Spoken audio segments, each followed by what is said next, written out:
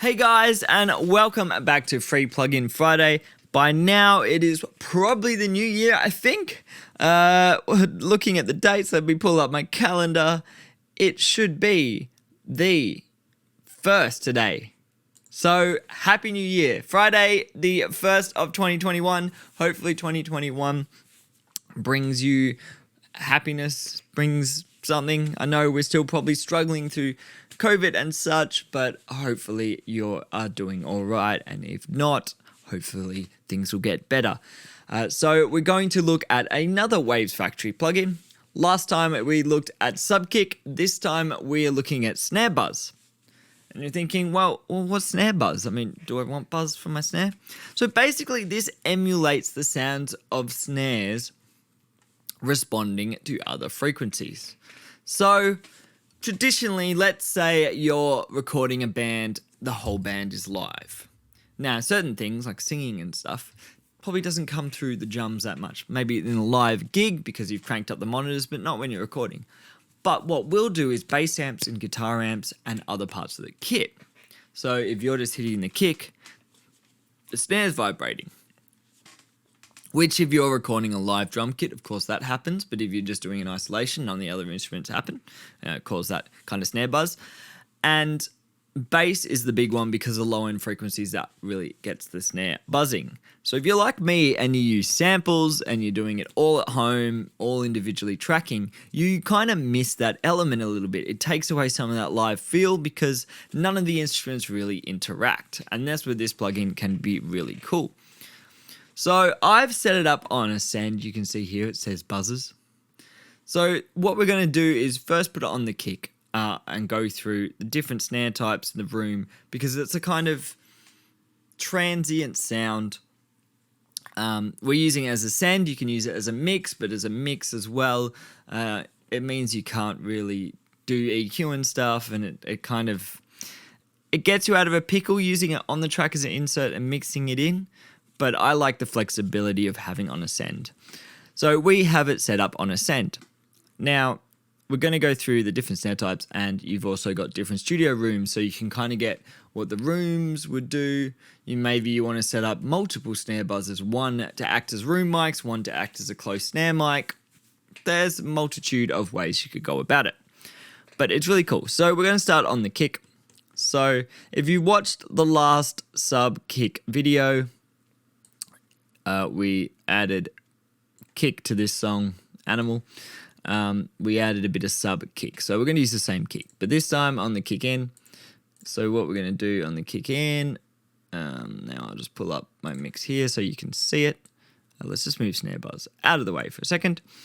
We go to sends, and we're going to send it to buzzers. Now, the send amount really depends. For me, you kind of want to think about it like the placement of a band. So, the kick is next to the snare. So that's going to be the loudest thing. You should send more of the kick. The bass has lots of low end, so it's loud. But the bass amp isn't sitting next to your snare. That's not very realistic. So you want that less. So we're going to start on the kick, like I said, just so you can hear the snare buzz sounds. So let's just listen to it.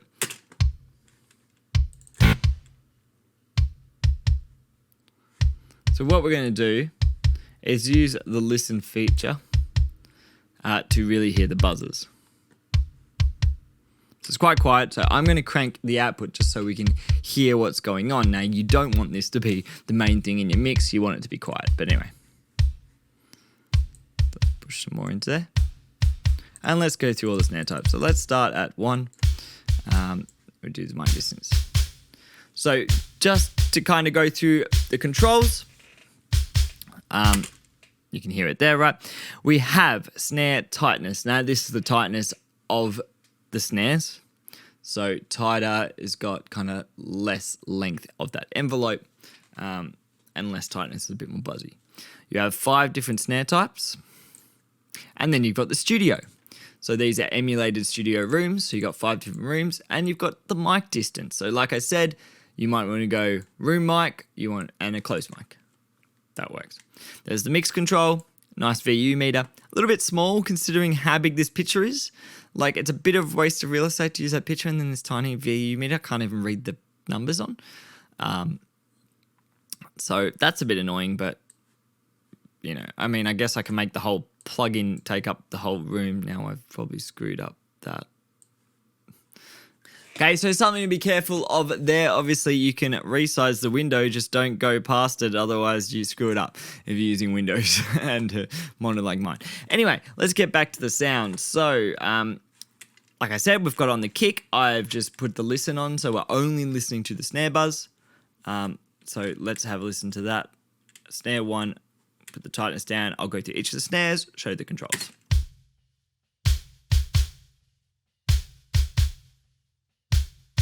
Snare 2, bit tighter. Snare 3, slight difference, not much. I'm going to turn up a little bit.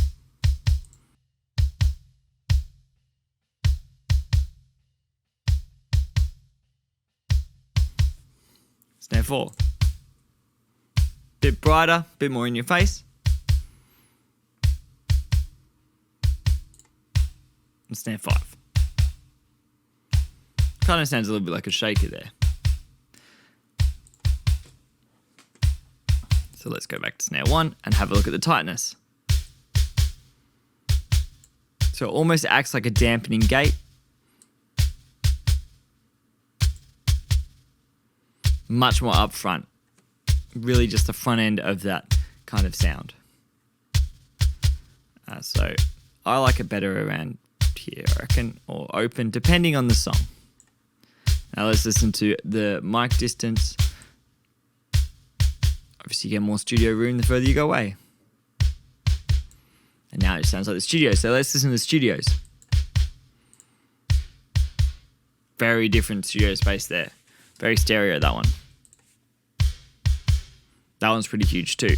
So if you're going for a bigger snare sound, that could be really cool.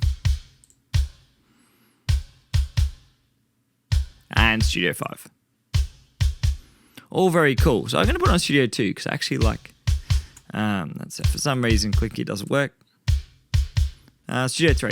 That was a huge one, right? And just bring it in a little bit. Good medium there. Okay, so I'm going to take the listen function off. Let's go here. I'm going to take the listen function off so we can hear the kick with this on.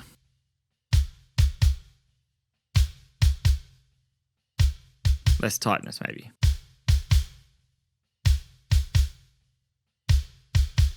Okay, obviously way too loud. But what I'm going to do is go, so I've turned it down a bit now, go to a section of the song which doesn't have any snare, or very little snare. Because obviously with the snares going on, like the hitting of the snares, you're not going to notice this as much. It's really to get that feel in the background, but also maybe in the sections that normally the snares would rattle, but because using samples, they don't. So let's do this whole section. We're going to get the entire drums, I think. Let's just grab the entire drums.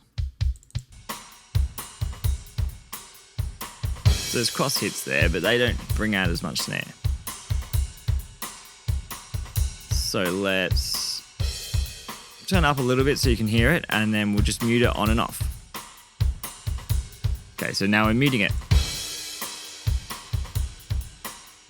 You've lost a little bit of that live feel there. Put it back on.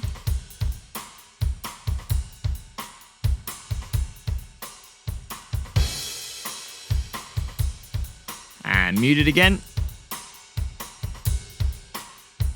Just makes that kick sound better, I think.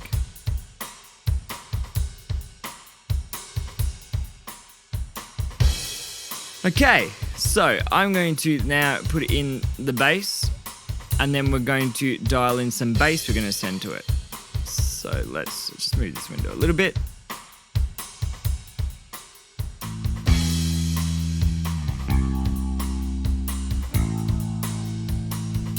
Okay, let's just really hear what the bass is doing.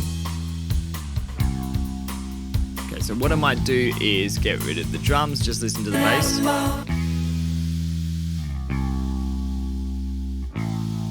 So if I'm sending that much bass, it's way too much. So you want to bring it down a bit.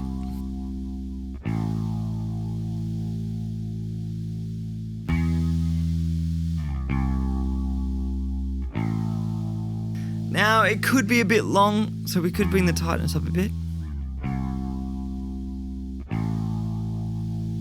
And these are long sustained notes. Now the only thing that this would be cool to have is, I guess, a trigger volume or something, some kind of envelope on the front end. But if you're using it in parallel like I am, you could probably use a gate or something like that, so you could really control what's feeding it, so it's a bit more natural or kind of gets more of a sound you want. But I think that sounds good. Okay, so let's add those drums back in, and then we'll do the same thing. We'll just mute it on and off.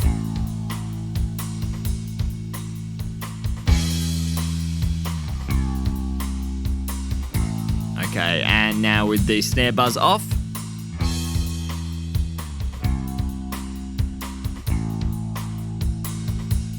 Still sounds good, but it's missing that little bit of vibe. Back on. So we're going to turn it down a little bit, probably. Now let's just listen to maybe the whole song. It's going to be very subtle. The mix isn't sitting quite right because I've changed a few things, but we'll listen to the whole song together in this section.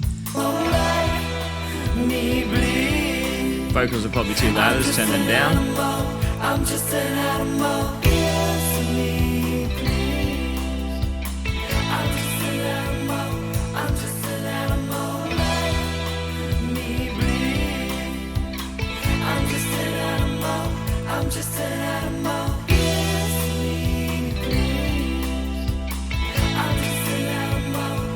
Okay, let's mute the buzzers.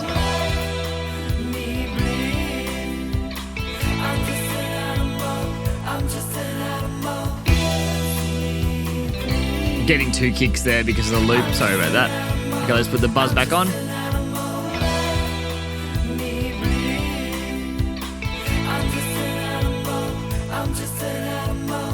So like I said, you want to use it very, very subtly, but it adds something. It adds this little bit of just realism to the sound. Now, the last thing I wanted to do is, instead of thinking of the snare sitting in the room, what about if you don't have a snare bottom mic? So what we're going to do here is, let's pull up the drums, and we're going to mute the snare bottom and only have snare top. And we're going to go to a separate section. So let's get a little bit of the riffy bit here.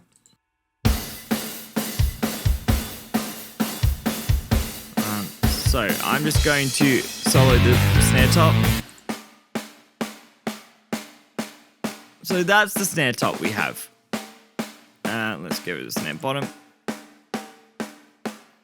Sorry. For some reason it soloed the snare bottom as well. I'm not sure why. But yeah, basically, this is the snare top by itself. Now, nothing really wrong with that, but let's say we don't have a snare bottom.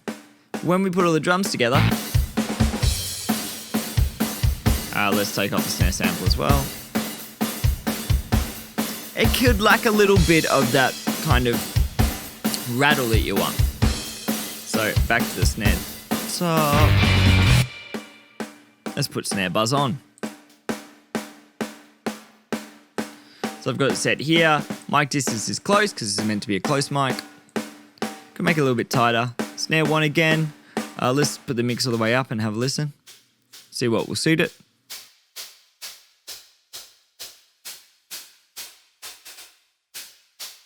So this is very similar to the white noise trick a lot of people did in the 80s, been doing it since the 80s really, where it's you get some white noise and you gate it and then add that to the snare to give it this kind of fizzle. This kind of is basically doing that for you. A bit tighter maybe. I actually think I like snare 1 better. Okay, again, maybe we'll put it in a different room and give it a little bit of room. So, bypassed. Some high end, you can hear the snares, but I'm just going to turn the output down a little bit. It is lacking a little bit of sizzle. It's So let's put it back on.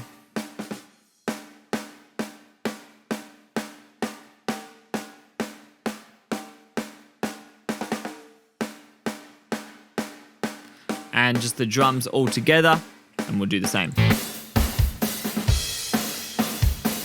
Off. What I might do is turn off the snare samples, and I'm also going to turn off the rooms because they got a lot of snare in them. So if you don't have room mics like this, then this might be what you've got. So let's add that buzz in.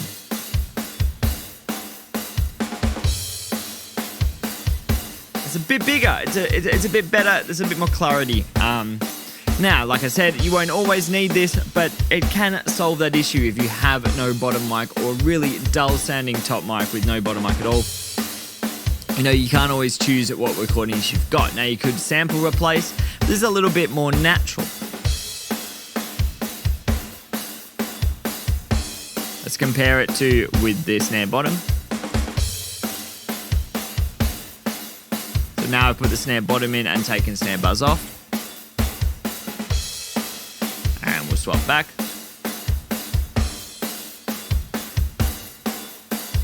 It's not really that too dissimilar once you've added reverb and done all that. So that's really been Snare Buzz. Go grab it, it is free, and just have it in your arsenal. Now, you're not going to be using it on every mix, but there may be the times where you really want to use it to kind of benefit your mix or give it something, a little bit something.